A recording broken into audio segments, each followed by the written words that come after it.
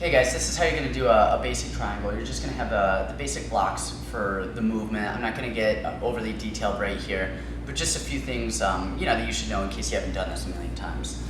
So Ray's going to come into my guard right here. It doesn't matter how you set this up. I mean, you guys will see later on that we're going to do a ton of different triangles. You can either go through the arm this way with your leg, or if I have wrist control here, I can just push his arm through right here. It doesn't matter how you get up there. What I want to make sure I do is I get my leg over his shoulder, and as I do, one of the key points to any triangle is bringing your hips off the mat. If Ray postures up here and I go for a triangle, I'm not going to get it. So I have to make sure that I'm really high, and I'm actually going to be pulling him back down, back down into my guard.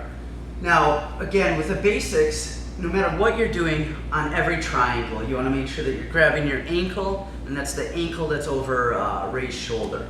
I'm going to grab that ankle and I'm going to pull it as tight to my body as I can, and the hand that's grabbing that same elbow is going to be pinching toward my hip. So I'm pulling down tight. Now, before I lock it up, I see a lot of people lock it up here, and then they have you have the shoulder. You might still choke them out, but it's going to be a lot more difficult. So I'm going to get this really tight, the leg over Ray's shoulder, and now I want to turn my hip.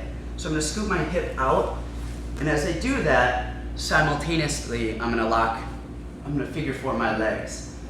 Now, another thing is, most people will sit here and just kind of squeeze and pull down, which you might finish Ray that way, but I want both of my feet pointing the same direction, because this squeezing motion is the motion that's going to choke him out, and ideally I want to be as perpendicular to Ray as possible.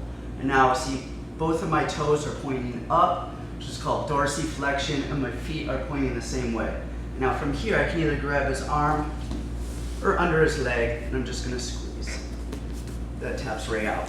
So, key points to this, we're just getting our leg up and over, our hips are high, right? As I'm pulling him down, I grab my ankle.